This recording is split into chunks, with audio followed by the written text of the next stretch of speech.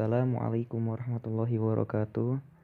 Di sini saya beserta kelompok yang terdiri dari Najmuddin, Muhammad Khairul Fajar, serta Ahmad Muhaimin akan menyelesaikan tugas yang diberikan oleh dosen pengantar ekonomi kita, Pak Finantio Edi Wibowo, SE, MM. Oke, langsung saja kita menuju pembahasan. Nomor 1. Pengertian inflasi.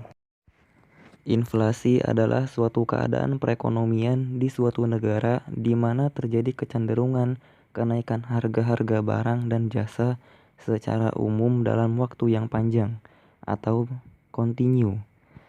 Disebabkan karena tidak seimbangnya arus uang dan barang. Kenaikan harga yang sifatnya sementara tidak termasuk dalam inflasi. Misalnya kenaikan harga-harga menjelang Hari Raya Idul Fitri. Pada umumnya, inflasi terjadi ketika jumlah uang yang beredar di masyarakat lebih banyak daripada yang dibutuhkan. Nah, seperti yang dijelaskan oleh saudara kami tadi bahwasanya inflasi itu kecenderungan kenaikan harga pada suatu barang ataupun jasa. Namun, inflasi ini tidak terjadi begitu saja. Ada beberapa faktor yang mempengaruhi terjadinya inflasi. Secara umum, penyebab inflasi adalah karena terjadinya kenaikan permintaan dan kenaikan biaya produksi. Secara rincinya, berikut adalah beberapa penyebab inflasi. Bukan hanya faktor-faktor penyebabnya saja yang berbeda-beda. Inflasi pun ada beragam jenisnya. Utamanya, jenis-jenis inflasi dapat dibagi berdasarkan 3 hal, yakni tingkat keparahan, penyebab, dan sumbernya. Berikut ini kita akan jelaskan pembagian secara detailnya. 2. Jenis inflasi berdasarkan penyebabnya. Berdasarkan penyebabnya, inflasi dapat dibedakan menjadi 3, yaitu demand pull inflation, cost push inflation, dan bottleneck inflation.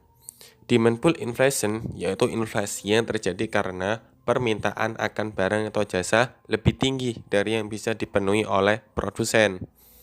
Sedangkan cost push inflation yaitu inflasi yang terjadi karena terjadi kenaikan biaya produksi sehingga harga penawaran barang naik. Bottleneck inflation yaitu inflasi campuran yang disebabkan oleh faktor penawaran atau faktor permintaan. 1. Jenis inflasi berdasarkan tingkat keparahannya. Berdasarkan tingkat keparahannya, inflasi dibagi menjadi 4, yaitu pertama, inflasi ringan, yaitu inflasi yang mudah untuk dikendalikan dan belum begitu mengganggu perekonomian suatu negara. Terjadi kenaikan harga barang atau jasa secara umum, yaitu di bawah 10% per tahun dan dapat dikendalikan. Kedua, inflasi sedang, yaitu inflasi yang dapat menurunkan tingkat kesejahteraan masyarakat berpenghasilan tetap, namun belum membahayakan aktivitas perekonomian suatu negara. Inflasi ini berada di kisaran 10% hingga 30% per tahun. Ketiga, inflasi berat, yaitu inflasi yang mengakibatkan kekacauan perekonomian di suatu negara. Pada kondisi ini, umumnya masyarakat lebih memilih menyimpan barang dan tidak mau menabung karena bunganya jauh lebih rendah ketimbang nilai inflasi.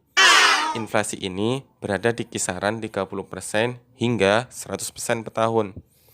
Dan terakhir, inflasi sangat berat atau hyperinflation, yaitu inflasi yang telah mengacaukan perekonomian suatu negara dan sangat sulit untuk dikendalikan meskipun dilakukan kebijakan moneter dan fiskal. Inflasi ini berada di kisaran 100% ke atas per tahun. Nah, jadi apa tadi? Inflasi ringan, inflasi sedang, inflasi berat, dan inflasi sangat berat atau hyperinflation. 3. Jenis inflasi berdasarkan sumbernya. Berdasarkan sumbernya, inflasi dapat dibedakan menjadi 2, yaitu domestic inflation dan import inflation. Domestic inflation yaitu inflasi yang bersumber dari dalam negeri. Inflasi ini terjadi karena jumlah uang di masyarakat lebih banyak daripada yang dibutuhkan. Inflasi ini merupakan inflasi jenis yang dapat terjadi ketika jumlah barang atau jasa tertentu berkurang sedangkan permintaan tetap sehingga harga-harga naik. Sedangkan import inflation yaitu inflasi yang bersumber dari luar negeri.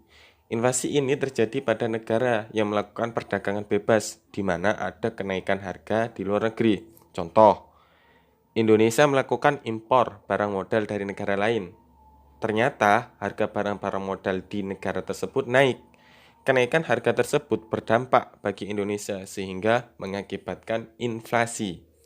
Hal ini bisa terjadi ketika pemerintah menerapkan sistem anggaran defisit, di mana kekurangan anggaran tersebut diatasi dengan mencetak uang baru. Namun, hal tersebut membuat jumlah uang yang beredar di masyarakat semakin bertambah dan mengakibatkan inflasi. Nah, itu tadi penjelasan tentang penyebab-penyebab inflasi dan jenis-jenis inflasi. Baiklah, sekarang saya akan menjawab pertanyaan nomor 4 tentang inflasi pada web bps.go.id serta mengapa bisa disebut IHK. Jelaskan. Baik, insya Allah saya sekarang akan menjelaskan pertama tentang inflasi pada web bps.go.id.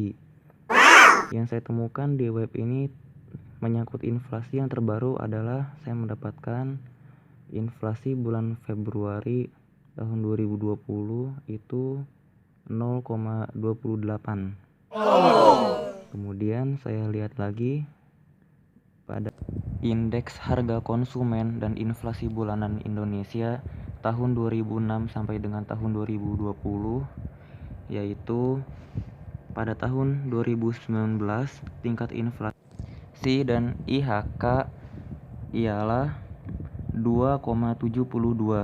Sedangkan di tahun 2020 ini periode bulan Januari sampai dengan Februari ini tingkat IHK dan inflasi keseluruhan adalah 0,66.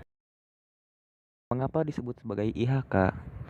Karena IHK adalah nomor indeks yang mengukur harga rata-rata dari barang dan jasa yang dikonsumsi oleh rumah tangga.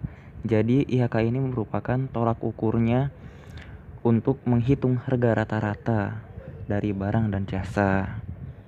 Itulah alasan mengapa disebut IHK. Di sini IHK mempunyai rumus untuk melihat inflasi, yaitu inflasi sama dengan IHKN dikurang IHKO dikali 100%, di mana IHKN sama dengan indeks harga konsumen periode ini dan IHKO indeks harga konsumen periode lalu. Contoh pada guntingan berita di atas, Kepala BPS Khairil Maksum mengemukakan kelompok transport, komunikasi, dan jasa keuangan pada bulan Oktober 2005 mencatat inflasi 28,57%. Terjadi kenaikan indeks dari 127,91 pada September 2005 menjadi 164,45 pada bulan Oktober 2005. Dikatakan pada berita tersebut terjadi inflasi sebesar 28,57% dari bulan September 2005 sampai Oktober 2005. Bagaimana kita menghitung angka 28,57% ini? Yaitu inflasi sama dengan 164,45 dikurang 127,97 garis miring 127,91 dikali 100%, yaitu sama dengan 28,57%. Assalamualaikum warahmatullahi wabarakatuh. Nama saya Ahmad Muhaimin. Di sini saya akan menjelaskan masalah, yakni cara mengatasi inflasi. Baiklah. Di sini saya akan menerangkan atau menjelaskan yakni cara mengatasi inflasi. Karena terjadi secara alamiah, inflasi bukanlah fenomena ekonomi yang dapat dihindari dan hanya dapat diatasi. Untuk melakukan hal ini, perlu penanganan yang serius dalam pengerjaannya. Cara-cara yang dapat diambil adalah dengan memberlakukan kebijakan-kebijakan tertentu. Kebijakan yang bisa diambil untuk mengatasi masalah inflasi ini adalah: pertama, kebijakan fiskal. Kebijakan fiskal yakni langkah mengatasi inflasi untuk memengaruhi penerimaan dan pengeluaran pemerintah yang memiliki beberapa keuntungan, yakni antara lain yang pertama itu menghemat pengeluaran pemerintah. Untuk mengurangi permintaan akan barang dan jasa yang dapat menurunkan harga, pemerintah harus menekankan inflasi dengan cara mengurangi pengeluaran. Cara mengatasi inflasi tersebut terbukti efektif untuk mengatasi inflasi. Selanjutnya, menaikkan tarif pajak. Mungkin sekian dulu dari apa yang bisa kami sampaikan. Untuk tugas pengantar ekonomi terkait inflasi ini, kurang lebihnya mohon dimaafkan. Jika apa yang kami sampaikan di sini benar, datangnya berasal dari Allah. Sedangkan jika apa yang salah di sini, itu kedatangannya dari diri kita sendiri. Sampai jumpa dan terima kasih.